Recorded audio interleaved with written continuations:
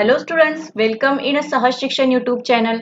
Today I am going to take standard 5th. Subject is Environmental Studies Part 1. In that chapter is 18, the environment and us. म्हणजेच पर्यावरण आणि आपण. Okay students, so in this chapter we are going to learn is we live in an environment, so because of us what affects done in an environment or how the affects our lifestyle to the biodiversity.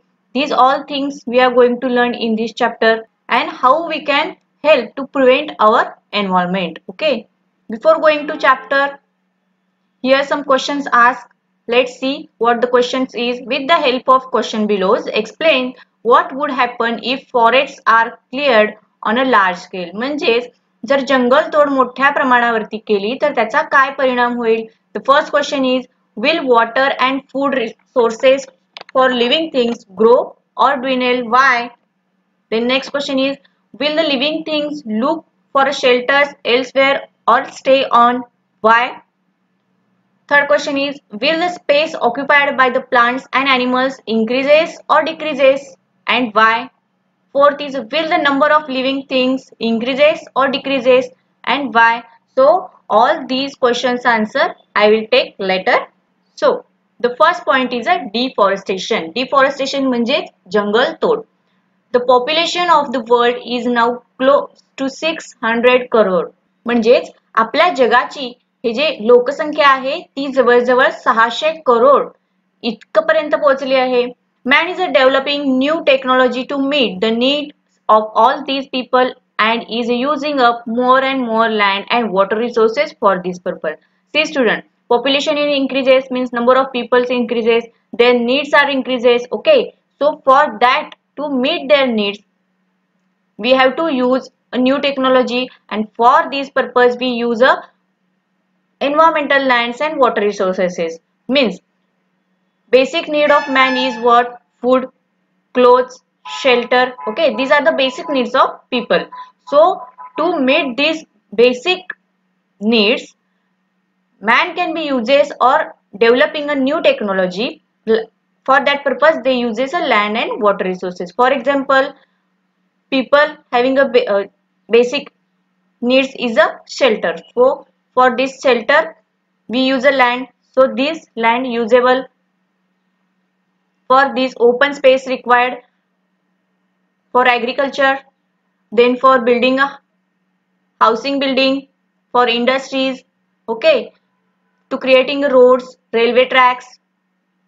For that purpose forests are cut down to make the place for them. म्हणजेच माणसाच्या ज्या basic गरजा आहेत किंवा मूलभूत गरजा आहेत ह्या भागवण्यासाठी माणूस नवीन नवीन टेक्नॉलॉजी वापरत आहे किंवा तंत्रज्ञान वापरत आहे, आणि त्यामध्ये असे तंत्रज्ञान वापरून जी काही जमीन आहे किंवा पाण्याचे जलस्रोत आहेत, जलसाठे आहेत याचा वापर करून तो स्वतःच्या गरजा भागवून घेत आहे. त्यासाठी मोठ्या मोठ्या प्रमाणावरती जमिनीचा वापर करून त्या ठिकाणी शेती केली जात आहे, मोठमोठ्या बिल्डिंग्स उभ्या केल्या जात आहेत, इंडस्ट्रीज सुरू केली जात आहेत, रस्ते तयार केले जात आहेत. सो हे कशामुळे होत आहे तर जी काही ती जंगलतोड करून या सर्व गोष्टी मिळवल्या गेलेल्या आहेत. मार्सी और low lying areas are filled to remain the land. त्याचबरोबर दलदलीचा जो प्रदेश आहे किंवा जो सखल भाग आहे अशा ठिकाणी सुद्धा टेक्नॉलॉजीज यूज करून माणसाने काय केलेले आहे तो भाग सपाट करून घेतलेला आहे आणि तो भाग सुद्धा वापरण्यासाठी घेतलेला आहे. फॉर एक्झाम्पल त्या ठिकाणी इंडस्ट्रीज उभे करायचे किंवा मोठे मोठे मॉल्स उभे करायचे, मोठ्या मोठ्या ज्या काही सोसायटीज आहेत त्या उभ्या करायच्या.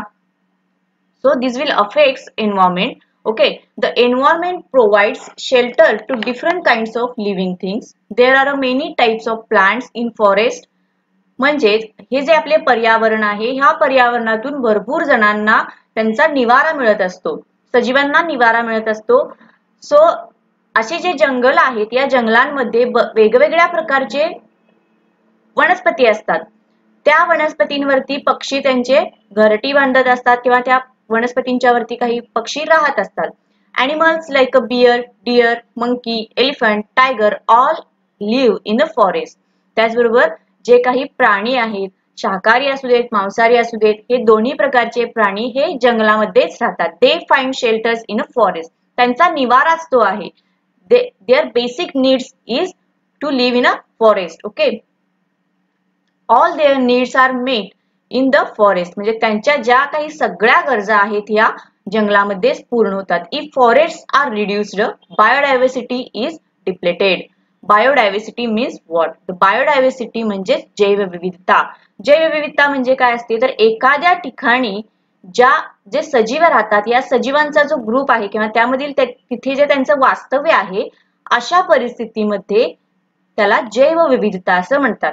म्हणजे वेगवेगळ्या सजीवांचे ज्या ठिकाणी तिथे वास्तव्य आहे एखाद्या ठिकाणी अशा परिस्थितीला जैवविविधता असे म्हणतात. जर आपण जंगलाची जंगलतोड केली, जंगलतोड करून तिथे सपाट जमीन बनवली तर त्या ठिकाणी राहणारे जे प्राणी आहेत त्याचबरोबर तिथे पक्षी आहेत, वनस्पती वेगवेगळ्या प्रकारच्या आहेत, हे सर्व नाहीसे होईल आणि त्या ठिकाणची जी जैवविविधता आहे म्हणजेच बायोडायव्हर्सिटी आहे ही कमी होईल. So according to this paragraph we have to give questions of all this question, answers of this all question.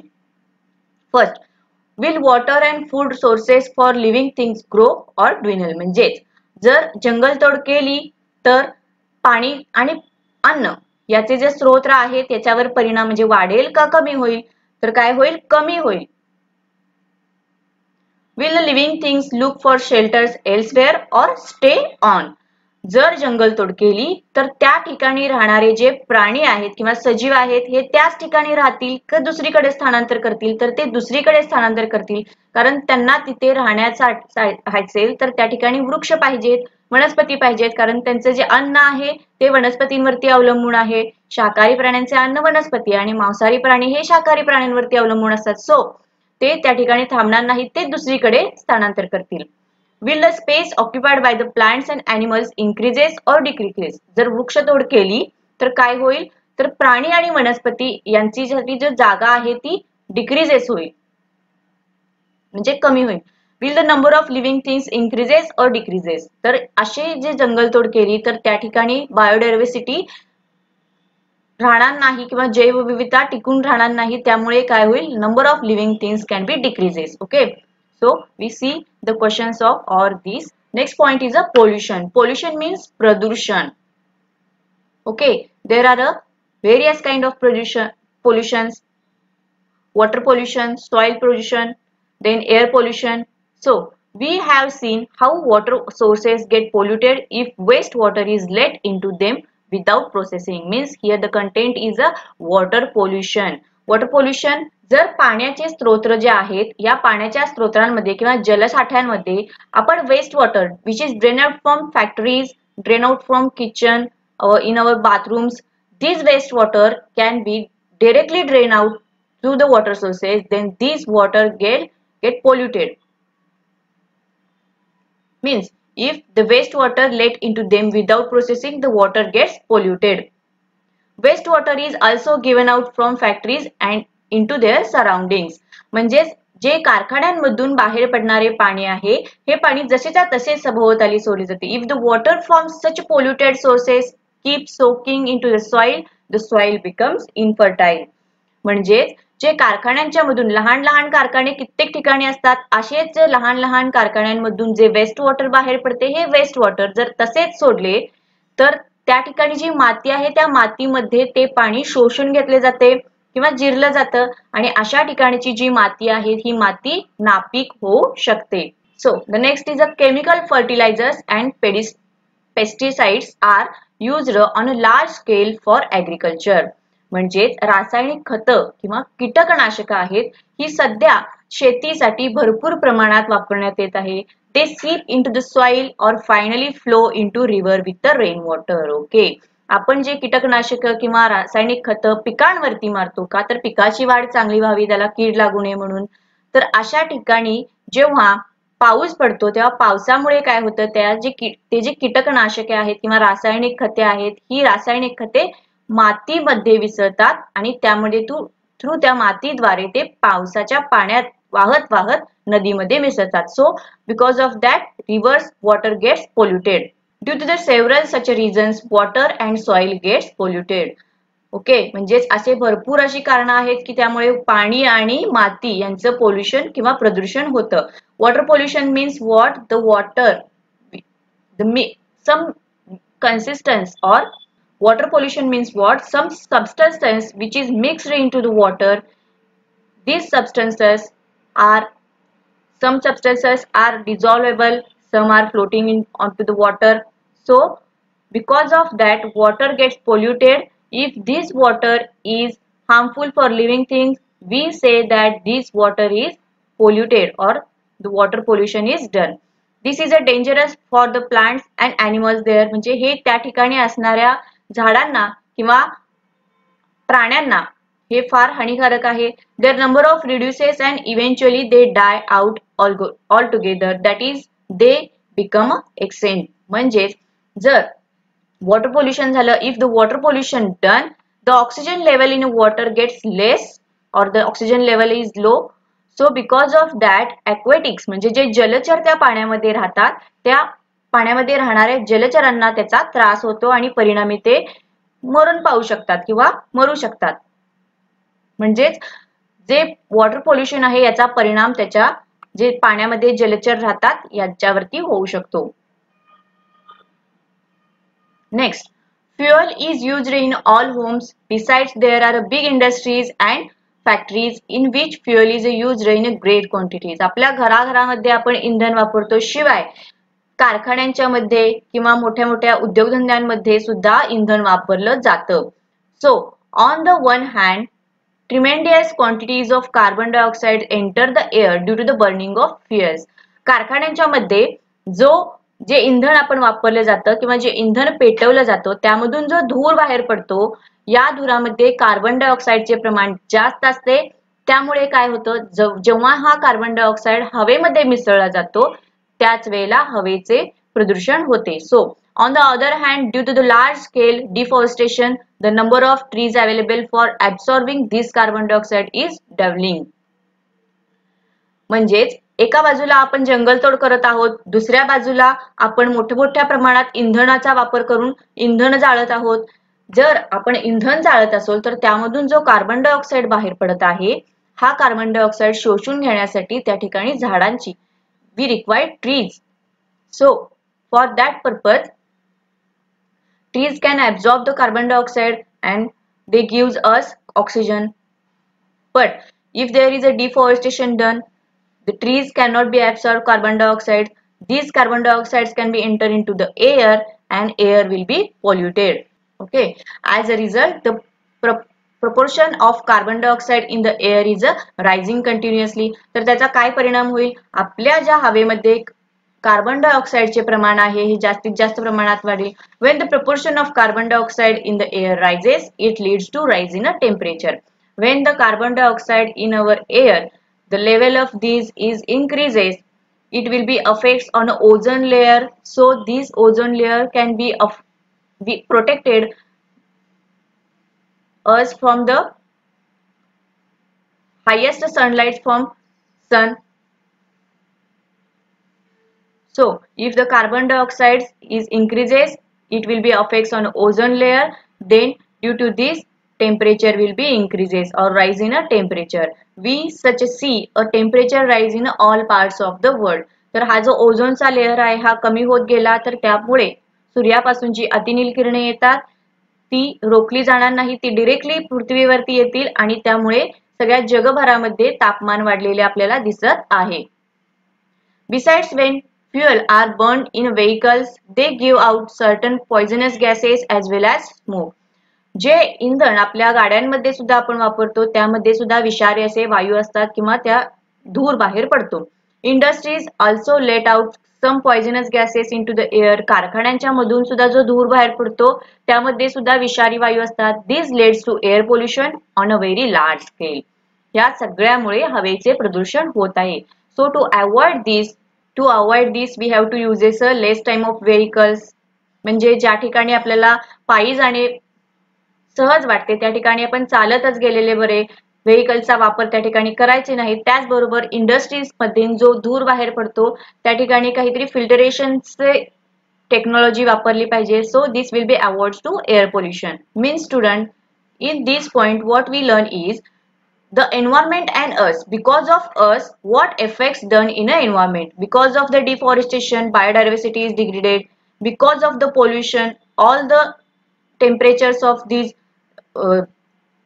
environment is increases, then pollution of water is increases, pollution of soil increases, pollution of air increases. Because of us, what effects done in an environment that we learn.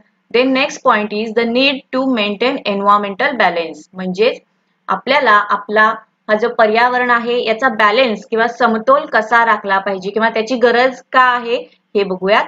Due to the human intervention in the nature, large scale changes are taking place in the air, water and land. म्हणजेच मानवाने जो हस्तक्षेप केलेला आहे निसर्गामध्ये त्याच्यामुळे म्हणजे हवा असू दे, पाणी असू दे किंवा जमीन असू दे, या सगळ्यांवरती त्याने हस्तक्षेप केलेला आहे. Also these non living or abiotic components are getting polluted. त्यामुळे जे निर्जीव किंवा अजैविक घटक आहेत हे सुद्धा प्रदूषित झालेले आहेत.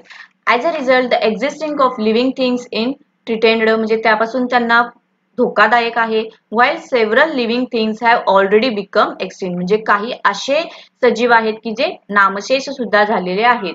If one factor of environmental is damaged, its relationship with the other factor also gets affected and the environmental balance is disturbed. See, आपल्याला माहिती आहे अन्न साखळी आपल्या पर्यावरणामध्ये आहे. जर अन्न साखळीमधले एखादी जरी कडी ही जर निसटली किंवा पूर्णपणे त्याच्या बंद झाली तर त्याच्यावरती जो दुसरा सजीव निर्भय आहे किंवा अवलंबून आहे हा बंद होतो किंवा त्याच्यावर परिणाम होतो. So because of that environmental gets imbalance, get disturbed.